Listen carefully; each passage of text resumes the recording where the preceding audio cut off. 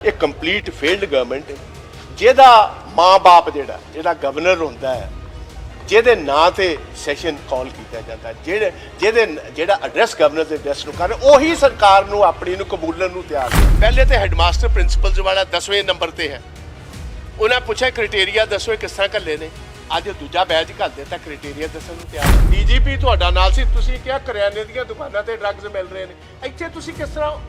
That means basically governor ਨੂੰ ਧੱਕੇ ਨਾਲ ਐਡਰੈਸ ਪੜਾਇਆ। ਮੈਂ ਸਮਝਦਾ ਕਿ ਗਵਰਨਰ ਸਾਹਿਬ ਦਾ ਮਨ ਹੈ ਨਹੀਂ ਸੀ, ਗਵਰਨਰ ਸਾਹਿਬ ਵੀ ਸਮਝਦੇ ਸੀ ਕਿ ਝੂਠ ਦਾ ਪੁਲੰਦਾ ਹੈ, मेरे को झूठ ना कि आप रोजाना तो आपकी लड़ाई चल रही है, आपको कोई गवर्नर मानने के लिए तैयार नहीं है। आप फिर कह रहे हैं मेरी सरकार। जिन लोगों ने कानून को अजनाला में हाथ में लिया है उन लोगों के ऊपर कार्रवाई होनी चाहिए, नहीं तो हम सड़कों पर उतरेंगे और आपसे मजबूरन कार्रवाई कराएंगे।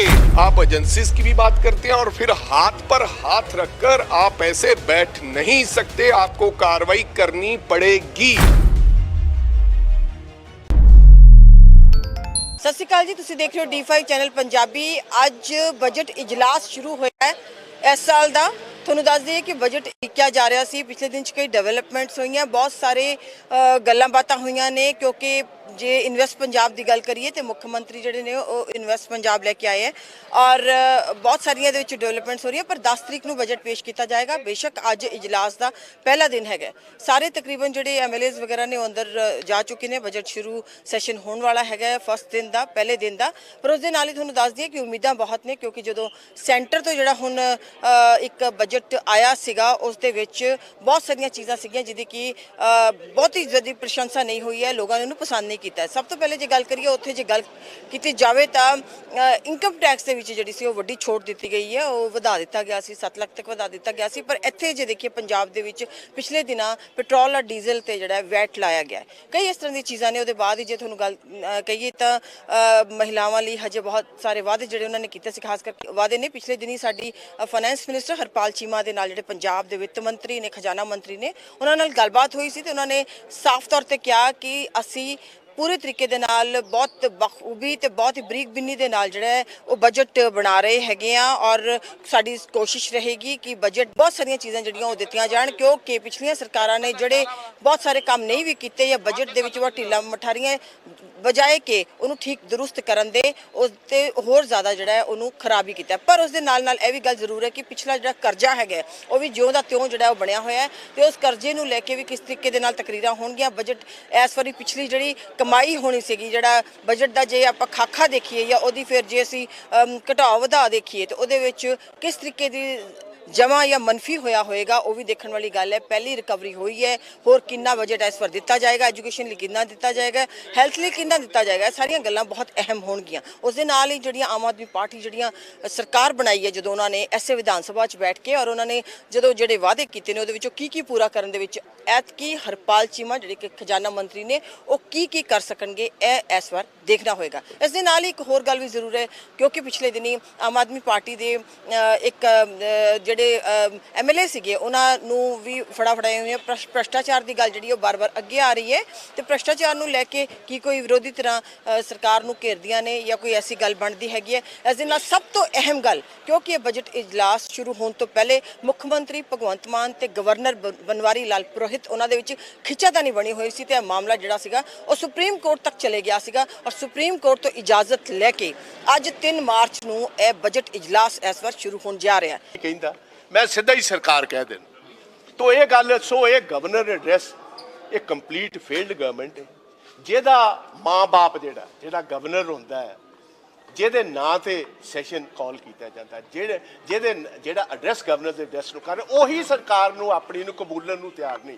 ਤੇ ਇਹੋ ਜਿਹੇ ਐਡਰੈਸ ਨੂੰ ਅਸੀਂ ਕਿਸ ਤਰ੍ਹਾਂ ਕਬੂਲ ਲਈਏ? Opposition That's why you have walked out from. We have walked out basically that means ਇਹ ਸਾਰਾ ਧੱਕੇ ਨਾਲ ਇਹ ਜਿਹੜਾ ਪੋਥਾ ਜਿਹੜਾ ਦਿੱਤਾ ਗਿਆ ਅੱਜ ਗਵਰਨਰ ਦੇ ਇਹ ਝੂਠ ਦਾ ਪੋਥਾ।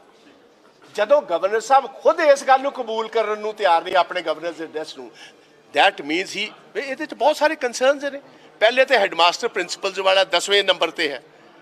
ਉਹਨਾਂ ਪੁੱਛਿਆ ਕ੍ਰਾਈਟੇਰੀਆ ਦੱਸੋ ਕਿਸ ਤਰ੍ਹਾਂ ਘੱਲੇ ਨੇ, ਅੱਜ ਦੂਜਾ ਬੈਚ ਘੱਲ ਦਿੱਤਾ ਕ੍ਰਾਈਟੇਰੀਆ ਦੱਸਣ ਨੂੰ ਤਿਆਰ ਨਹੀਂ। ਅਸੀਂ ਵੀ ਮੰਗਨੇ ਆ, ਮੈਂ ਵੀ ਐਜੂਕੇਸ਼ਨ ਮਿਨਿਸਟਰ ਰਿਹਾ, ਕ੍ਰਾਈਟੇਰੀਆ ਜਾਂ ਤੇ ਨੈਸ਼ਨਲ ਅਵਾਰਡੀ ਪ੍ਰਿੰਸੀਪਲ ਹੋਣ ਜਾਂ ਸਟੇਟ ਅਵਾਰਡੀਜ਼ ਹੋਣ ਜਾਂ ਪਬਲਿਕ ਸਰਵਿਸ ਕਮਿਸ਼ਨ ਬਣੀ ਹੈ, ਉਹਨਾਂ ਨੂੰ ਕਹੋ ਜੀ ਕਿ ਇਹਨਾਂ ਦਾ ਕ੍ਰਾਈਟੇਰੀਆ ਸੀਨੀਅਰਿਟੀ ਦਾ, ਕਾਬਲੀਅਤ ਦਾ ਕੱਢ ਲਓ ਤੇ ਬੰਦੇ ਕਰ ਲਓ। ਨੰਬਰ 2, ਇਸੇ ਵਿੱਚ ਹੀ 32 ਨੰਬਰ ਤੇ ਉਹਨਾਂ ਨੇ ਗੱਲ ਕੀਤੀ ਹੈ drugs the.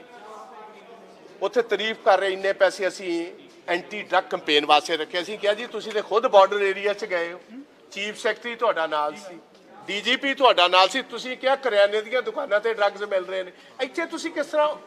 That means basically governor ਨੂੰ ਧੱਕੇ ਨਾਲ ਇਹ ਐਡਰੈਸ ਪੜ੍ਹਾਇਆ ਜਾ ਰਿਹਾ। ਉਹਨਾਂ ਦਾ ਮਨ ਹੈ ਨਹੀਂ ਸੀ, ਉਹਨਾਂ ਦੇ ਮਨ ਤੇ ਅੱਜ ਮੈਨੂੰ ਬਹੁਤ ਭਾਰੀ ਉਹਨਾਂ ਦੇ ਕੌਂਸ਼ੀਅਸ ਤੇ ਬੋਝ ਨਜ਼ਰ ਆਇਆ। ਬਾਇਓ ਸਾਹਿਬ ਕਿਸ ਤਰ੍ਹਾਂ ਦਾ ਪ੍ਰੈਸ਼ਰ ਹੈ ਜੀ ਗਵਰਨਰ ਸਾਹਿਬ ਤੇ ਕਿੰਨਾ ਦਾ ਪ੍ਰੈਸ਼ਰ ਇਹ ਹਰ ਵਾਰੀ ਮੈਂ ਸਮਝਦਾ ਕਿ ਗਵਰਨਰ ਸਾਹਿਬ ਦਾ ਮਨ ਹੈ ਨਹੀਂ ਸੀ। ਗਵਰਨਰ ਸਾਹਿਬ ਵੀ ਸਮਝਦੇ ਸੀ ਕਿ ਝੂਠ ਦਾ ਪੁਲੰਦਾ ਹੈ, ਮੇਰੇ ਕੋ ਝੂਠ ਨਾ ਬੁਲਾਓ। ਉਹ ਜੇ ਕਨਸਟੀਟਿਊਸ਼ਨ ਪ੍ਰੈਸ਼ਰ ਹੈ ਜੀ ਕੋਈ ਨੇ, ਮੈਨੂੰ ਹੁਣ ਇਹ ਤੇ ਪਤਾ ਨਹੀਂ ਕਿ ਪ੍ਰੈਸ਼ਰ ਕਿੱਥੋਂ ਦਾ ਹੋ ਸਕਦਾ ਹੈ। ਕੱਲ ਹੀ ਦੋਨੋਂ ਹੋਮ ਮਿਨਿਸਟਰ ਨੂੰ ਮਿਲੇ ਨੇ, ਹੋਮ ਮਿਨਿਸਟਰ ਨੇ ਕੀ ਕਿਹਾ ਦੋਨਾਂ ਨੂੰ? ਇਹਨੂੰ ਤੇ ਵੇਖੋ, ਚੀਫ ਮਿਨਿਸਟਰ ਨੂੰ ਤੇ ਉਹਨਾਂ ਨੇ ਕਾਨੇ ਦੇ ਫੜਾਈ ਨੇ, ਇਹਦੀਆਂ ਬੈਠਕਾਂ ਉੱਥੇ ਦਿੱਲੀ ਜਾ ਕੇ ਕਢਾਈਆਂ। ਇਹ ਹੁਣ ਬਕਾਇਦਾ ਤੌਰ ਉਹਨਾਂ ਦੇ ਮੁਤਾਬਕ ਅਸੀਂ ਪਹਿਲੇ ਵੀ ਕਹਿੰਦੇ ਸੀ ਇਹ ਅਗਲਾ ਏਕ ਨਾ ਛਿੰਦੇ ਬਣਨਾ, ਇਹ ਥੋੜਾ ਚਿਰ ਹੋਰ ਰਡੀਕੋ ਹਰ ਚੀਜ਼। ਇਹ ਖੁਦ ਇਹਨੇ ਟਵੀਟ ਦੇ ਜ਼ਰੀਏ ਭਗਵੰਤ ਮਾਨ ਨੇ ਕਬੂਲਿਆ ਕਿ ਜੋ ਹੁਣ ਸੈਂਟਰ ਕਹੇਗੀ ਮੈਂ ਉਸ ਮੁਤਾਬਕ ਚੱਲਾਂਗੇ। ਤੇ ਟਵੀਟ ਦੀ ਗੱਲ ਜਿਹੜੀ ਅਸੀਂ ਕਹਿੰਦੇ ਸੱਚ। ਗਵਰਨਰ ਸਾਹਿਬ ਬਾਰ-ਬਾਰ ਕਹਿੰਦੇ ਬਾਹਰ ਕਿਹਾ ਹਾਊਸ ਤੋਂ ਕਿ ਮੈਂ ਜੋ ਵੀ ਬਿਆਨਬਾਜ਼ੀ ਹੋਈ ਹੈ ਗਵਰਨਰ ਹਾਊਸ ਦੇ ਬਾਹਰ ਕਹੀ ਹੈ, ਮੇਰੀ ਸਪੀਚ ਹੈ। ਕਿੰਨੇ? ਹਾਂ, ਉਹਨਾਂ ਦਾ ਕੀ ਹੋਣਾ? ਤੇ ਗਵਰਨਰ ਸਾਹਿਬ ਦਾ ਕਹਿਣਾ ਸੀ ਕਿ ਇਹਨੂੰ ਬਹੁਤਾ ਤੁਸੀਂ ਇਹਦੇ ਵੱਲ ਤਵੱਜੋ ਨਾ ਦਿਓ, ਮੈਨੂੰ ਧੱਕੇ ਨਾ ਪੜਾਉਣਾ ਪੈ ਰਿਹਾ। 3-4 ਵਾਰ ਪਾਣੀ ਵੀ ਉਹਨਾਂ ਪੀਤਾ, ਮੈਂ ਕਿਹਾ ਪਾਣੀ ਨਾ ਪੀਓ। ਅੰਦਰ ਥੋੜੀ ਬੋਲੇ ਹਾਂ, ਅੰਦਰ ਵੀ ਉਹਨਾਂ ਨੇ ਇਹੀ ਗੱਲ ਕਹੀ ਹੈ। ਵੇਖੋ, ਪ੍ਰੈਸ ਨੂੰ ਉਹਨਾਂ ਨੇ ਇਨਡਾਇਰੈਕਟਲੀ ਸਮਝਾਉਣ ਦੀ ਕੋਸ਼ਿਸ਼ ਕੀਤੀ ਕਿ ਇਹਦੇ ਵਿੱਚ ਕੁਝ ਨਹੀਂ, ਮੈਨੂੰ ਧੱਕੇ ਨਾਲ ਐਡਰੈਸ ਪੜਾਇਆ ਜਾ ਰਿਹਾ ਉਹਨਾਂ ਨੂੰ ਕਨਸਟੀਟਿਊਸ਼ਨਲੀ। ਕਿਉਂਕਿ 2 ਦਿਨ ਪਹਿਲੇ ਅਜੇ ਆਨਰੇਬਲ ਸੁਪਰੀਮ ਕੋਰਟ ਨੇ ਕਿਹਾ ਸੀ ਕਿ ਤੁਸੀਂ ਆਪਣਾ ਰੋਲ ਕਰੋ, ਤੇ ਚੀਫ ਮਿਨਿਸਟਰ ਨੂੰ ਕਿਹਾ ਸੀ ਤੂੰ ਆਪਣਾ ਕਰ। ਚੀਫ ਮਿਨਿਸਟਰ ਅੱਜ ਵੀ ਵੇਖੋ, ਜੇ ਐਕਸਪੀਰੀਅੰਸ ਚੀਫ ਮਿਨਿਸਟਰ ਹੁੰਦਾ, ਸੀਰੀਅਸ ਚੀਫ ਮਿਨਿਸਟਰ ਹੁੰਦਾ, ਉੱਠ ਕੇ ਕਹਿੰਦਾ ਕਿ ਮੈਂ ਇਹਨਾਂ ਨੂੰ ਗਵਰਨਰ ਕਬੂਲਣਾ, ਮੇਰੀ ਸਰਕਾਰ ਦਾ ਐਡਰੈਸ ਪੜ੍ਹ ਰਹੇ ਨੇ, ਇਹਨਾਂ ਦੇ ਸਾਰੇ ਕੰਸਰਨਸ ਅਸੀਂ ਐਡਰੈਸ ਕਰਾਂਗੇ। ਅਜੇ ਤੱਕ ਹੀ has not said that. That means there is a lot in between the lines ਤੁਸੀਂ ਪੜ੍ਹਦੇ। Bajwa sahib main question, do you think that ਉਹਨਾਂ ਨੇ ਜਿਹੜਾ ਸ਼ੇਕਸਪੀਅਰ ਦੀ ਉਹਨਾਂ ਨੇ ਸੀਜ਼ਰਸ ਵਾਈਫ ਦਾ ਕਿਹਾ, ਤੁਸੀਂ ਸਮਝ ਹੀ ਲਓ ਸੀਜ਼ਰ ਕੌਣ ਹੈ ਤੇ ਉਹਦੀ ਵਾਈਫ ਕੌਣ ਹੈ। ਇਹ ਤੁਸੀਂ ਆਪੇ ਦੋ। ਉਹਨੇ ਕਿਹਾ ਸੀਜ਼ਰ ਦੀ ਵਾਈਫ ਸਾਫ ਸੁਥਰੀ ਹੀ ਨਜ਼ਰ ਨਹੀਂ ਆਣੀ ਚਾਹੀਦੀ, ਉਹ ਬਕਾਇਦਾ ਤਾਂ ਲੋਕਾਂ ਨੂੰ ਮਹਿਸੂਸ ਵੀ ਹੋਣਾ ਚਾਹੀਦਾ। She should be above suspicion and she should be seen to be fair. So ਉੱਥੋਂ ਤੁਸੀਂ ਆਪੇ ਸਮਝ ਲਓ ਕਿ ਸਰਕਾਰ ਠੀਕ ਠਾਕ ਨਹੀਂ ਹੈ। 2 ਮੰਤਰੀ ਲਾਤੇ ਨੇ, 1 MLA ਅੰਦਰ ਦੇ ਦਿੱਤਾ, ਸਾਰਿਆਂ ਨੇ ਕਾਰੋਬਾਰ ਪੂਰੇ ਜ਼ੋਰ ਨਾਲ ਆਰੰਭ ਲਿਆ। ਇਹਦੇ ਤੇ ਅਸੀਂ ਗਵਰਨਰ ਦੇ ਐਡਰੈਸ ਤੇ ਜਦੋਂ ਜਵਾਬ ਦਾਂਗੇ ਸਾਰਾ ਕੁਝ ਦੱਸਾਂਗੇ। Bhaia sir, don't you think that it's the contempt of Supreme Court, the way even the Chief Minister did not accept the governor, because Supreme Court has clearly stated that both whether the Chief Minister as well as the governor, they should follow the guidelines and they should be That's responsible exactly what I say. This is a party of anarchists. They don't believe in the Constitution of India.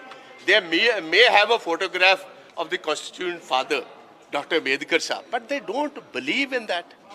They don't. It's a severe violation of It's a complete violation. It's a jungle raj. There is no government by the name here.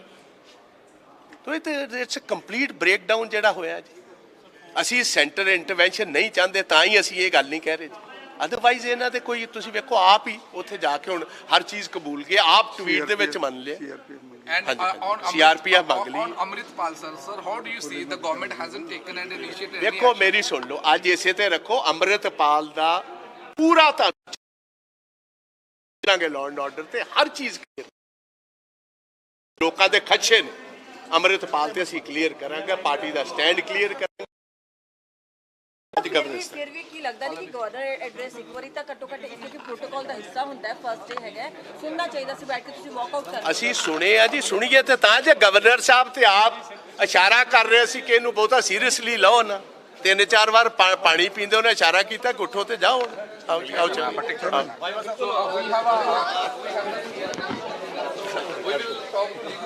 ਐਸੇ ਕਿ ਪ੍ਰਤਾਪ ਬਾਜਵਾ ਤੁਸੀਂ ਦੇਖ ਰਹੇ ਹੋ।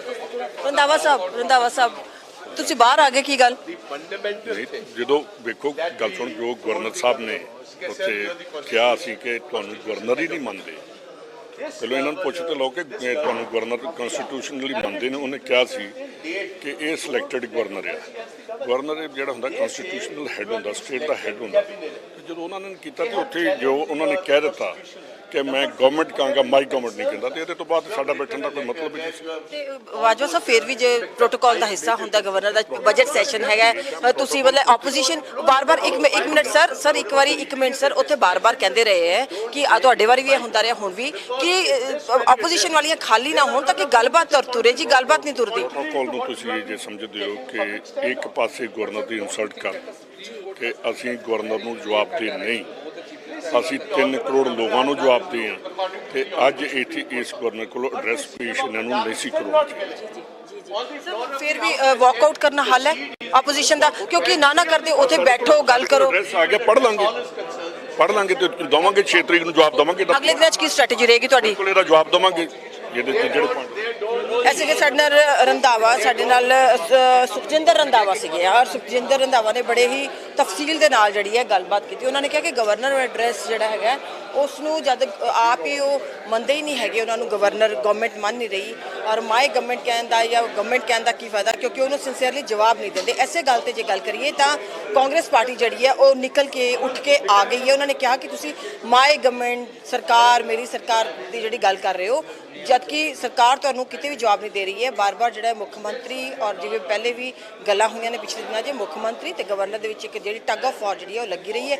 ਉਹਦੇ ਵਿੱਚ ਹੀ ਜਿਹੜਾ ਹੈਗਾ ਇਸ ਤਰੀਕੇ ਦੀ ਅੱਜ ਪਹਿਲੀ ਵਾਰ ਸ਼ਾਇਦ ਸੈਸ਼ਨ ਦੇ ਵਿੱਚ ਵਿਧਾਨ ਸਭਾ ਦੇ ਵਿੱਚ ਦੇਖਣ ਨੂੰ ਮਿਲਿਆ ਕਿ ਫਸਟ ਡੇ ਜਦੋਂ ਕਿ ਗਵਰਨਰ ਐਡਰੈਸ ਹੁੰਦਾ ਤੇ ਉਸ ਦੇ ਨਾਲ ਗਵਰਨਰ ਸਾਰੇ ਹਾਊਸ ਨੂੰ ਸੰਬੋਧਨ ਕਰਦਾ ਔਰ ਉਹਦੇ ਬਾਅਦ ਓਬਿਚੁਰੀਜ਼ ਹੁੰਦੀ ਹੈ, ਉਦੋਂ ਹੀ ਆਪੋਜੀਸ਼ਨ ਨੇ ਜਿਹੜੀ ਕਿ ਮੇਨ ਆਪੋਜੀਸ਼ਨ ਪਾर्टी हैगी है उन्होंने वॉकआउट कर दिया है। देखो, गवर्नर एड्रेस जब पढ़ रहे थे गवर्नर साहब, तो उन्होंने कहा टिप्पा टिप्पणी में कि माई गवर्नमेंट यानी कि मेरी सरकार, तो हमने उसका खड़े होके पॉइंट ऑफ ऑर्डर कहकर हमने अपनी बात रखी कि आप रोजाना तो आपकी लड़ाई चल रही है, आपको कोई गवर्नर मानने के लिए तैयार नहीं है, आप कह रहे हैं मेरी सरकार, आपके खतों का कोई जवाब, आप फिर कह रहे हैं मेरी सरकार। तो इतने में क्या हुआ कि गवर्नर साहब ने ये कहा कि ठीक है, मैं मेरी सरकार नहीं कहूँगा, मैं सरकार कहूँगा। तो इतने में आदरणीय मुख्यमंत्री साहब भटक गए। उन्होंने कहा कि भाई नहीं, कैसे नहीं कहोगे आप, आपको तो कहना चाहिए, हमने लिखा है। तो उन्होंने कहा कि ये पहली बार मैं गवर्नर नहीं हूँ, कई बार पहले भी गवर्नर रहा हूँ और कई जगह पर गवर्नमेंट और सरकार भी कहता हूँ। तो उन्होंने कहा नहीं, यहाँ पर माई गवर्नमेंट लिखा है, कैबिनेट ने अप्रूव किया, तो आपको। उन्होंने फिर कहा कि चलो मैं पढ़ लेता हूँ, मैं माई गवर्नमेंट पढ़ लेता हूँ। मेरे कहने का मतलब कि गवर्नर साहब भी कहीं ना कहीं सेशन में तो आ गए पढ़ने के लिए, लेकिन चुस्कियां ले रहे थे गवर्नर साहब। वो चाहते थे कि इस प्रकार का बात रखी जाए, ये उनकी मन की इच्छा थी और इसलिए उन्होंने कहा कि नहीं मेरी सरकार नहीं, नहीं मेरी सरकार नहीं, मैं सरकार नहीं। ऐसा गवर्नर चुस्कियां लेते हुए नजर आए कि ये इसमें जाहिर होता है कि गवर्नर साहब मजबूरी के तौर पर एक गवर्नर एड्रेस पढ़ रहे हैं, ना कि कस्टोडियन होने के नाते वो गवर्नर एड्रेस पढ़ रहे हैं। अच्छा सर, जिस तरह से पंजाब में पैरामिलिट्री फोर्सेस जो है वो तैनात की जा रही हैं, इसको लेकर कांग्रेस का क्या स्टैंड है, किस तरह से देखती है कांग्रेस इसको? तो मेरे को पता नहीं कि इन्होंने पैरामिलिट्री फोर्सेस क्यों बुलाई हैं, क्योंकि हमारे पास तो पंजाब पुलिस है ऑलरेडी और हमारी पुलिस तो बहुत काबिल पुलिस है। इन्होंने तो अतवाद का सामना किया हुआ है और पंजाब में शांति लाए और बहुत सी शहादतें दी पुलिस वालों ने। क्यों लाए हैं पैरामिलिट्री फोर्सेस, क्या उसकी वजह है, क्या कारण है, ये तो डीजी और मुख्यमंत्री और गृह मंत्री बता सकते हैं। उसके बारे में सवाल करेंगे आने वाले दिनों में विधानसभा के अंदर। अच्छा सर, जिस तरह से अमृतपाल जो है उसको फंडिंग आईएसआई और बाहर से विदेशों से हो रही है और एक बड़ा खतरा जो है वो पंजाब और देश के लिए बना हुआ है, कांग्रेस का क्या स्टैंड? देखो, मैं कहना चाहूँगा कि आज का जो गवर्नर एड्रेस है उससे शुरू करूं, उसमें एक भी बात लॉ एंड ऑर्डर की नहीं की। हालांकि मुख्य धारा का मुख्य मुद्दा हमारा आज लॉ एंड ऑर्डर है और जो आपने बात की है, ये मेरे पास कई तरह की इंफॉर्मेशन है कि कुछ लोग, कुछ साथी फ्रीक्वेंट विजिट करते हैं पाकिस्तान की और वहाँ पर किस होटल में मीटिंग होती है, क्या क्या होता है, ये भी इंफॉर्मेशन है। अगर जरूरत पड़ी तो आने वाले दिनों में ये भी विधानसभा के टेबल पे रखेंगे। ऐसे कुछ एलिमेंट हैं जो पंजाब का माहौल खराब करना चाहते हैं, और ये जो सिस्टम चल रहा है, ये इसके पीछे एक बहुत बड़ी साजिश है। ये साजिश के तहत हो रहा है, नहीं तो मैं नहीं समझता कि इस प्रकार की घटनाक्रम आते दस्तार बंदी हो जाए और लोग मान लें और क्या कहानी है, और ये बड़ा इसके पीछे बड़ी कहानी है, बड़ा राज है।